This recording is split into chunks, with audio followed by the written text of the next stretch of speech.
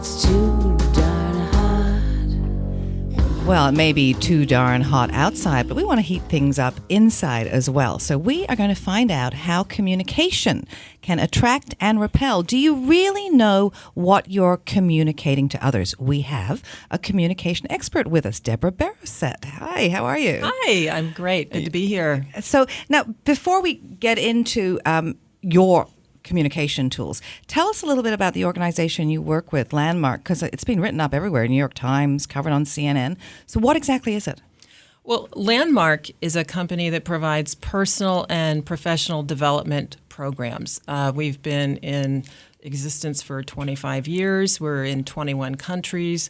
And more than 2.4 million people have done the programs. But what really sets this apart is that in Landmark's programs, we aren't giving you tips and hints and kind of adding to what you already know and have things to remember.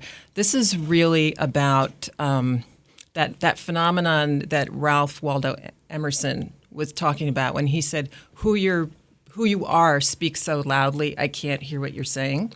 So it's about who are you being in life? Who are you being in your relationships or at work or in your dating profile? And so with Landmark, our work is based in ontology and phenomenology. And ontology is the study of being, and in this case, human being. So as a human being, and the phenomenological part of it has to do with, it's not about theory and concepts, it's about really on the court. So it's not about communication theories, it's about, okay, in that moment when you're sitting across the table from your first date, or at that moment when you're having a fight with your spouse, how does it apply right then in that moment? And that's what we deal with in our programs. Do you think most people don't have any idea what they are really communicating to others? I would say that it's a rare individual who is aware of that most of the time.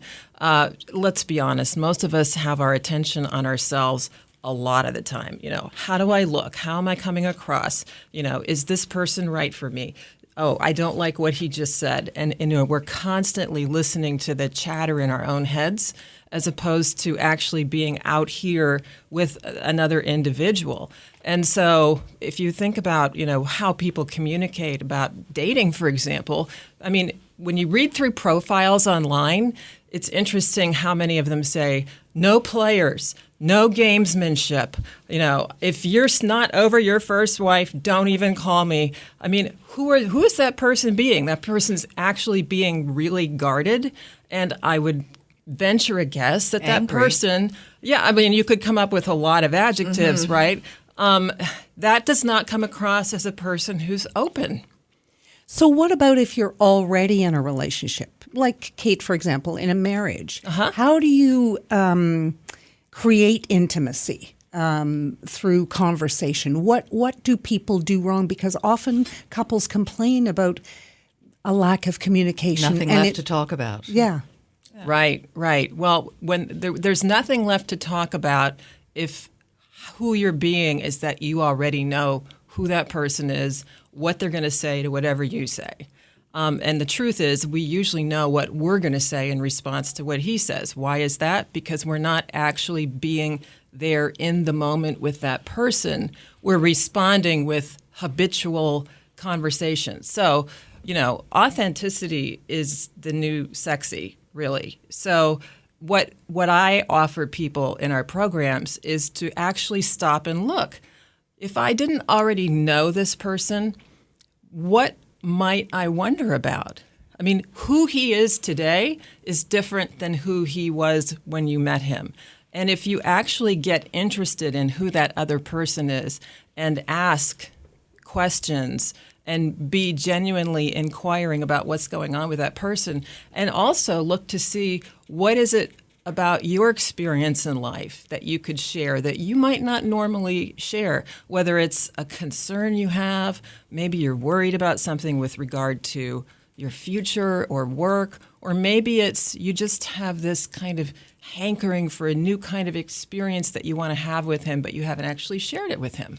Well, we know it takes two to tango. So if, let's say, you decide after listening to somebody like you, okay, I'm going to do this. I'm going to treat him like I don't know him as well as I do, and I'm going I'm going to pretend like I would with a stranger. How do you get that person to reciprocate so that you can sort of get something going again? Yes, that's so great. So I think you'll find that when you're being really authentic, when you're being real and without pretense, people suddenly sit up a little straighter and they're paying attention in a way they weren't a moment ago when it was all kind of rote. Now, when you're communicating, powerful communicators communicate and they take whatever they get. So if at first what you get back isn't, the deep, emotive sharing that you had hoped for, then just have that be okay. But continue to share yourself. And what you'll find is that people are actually really drawn to and inspired by someone who has the courage to be real and to let somebody else in on what it's like to be them without putting something on the other person. And you'll find that more often than not, you will get some kind of response in kind. So can people actually talk themselves out of love? Because we've heard, Christine and I, from other experts, that you should never give up on the first date. You need to do it 2 or even 3 times to see if there's a real connection there. I don't really know that there are rules to go by along those lines, but I certainly get where that is coming from, which is we are often very quick to judge. It's usually the case that we're not actually out here being with the other person, but it's almost like this little survival game that we're in all the time. Is this the right person for me? Oh, I don't think he has good table manners. How did he just talk to the waitress? Did he pick me up? What's his car like? I don't like how he's dressed. Da, da, da, da, da, da, da, da, da. Right? We've all been there. And then also, do I look okay in my outfit? I wonder what he's thinking about my hair. Da, da, da, da.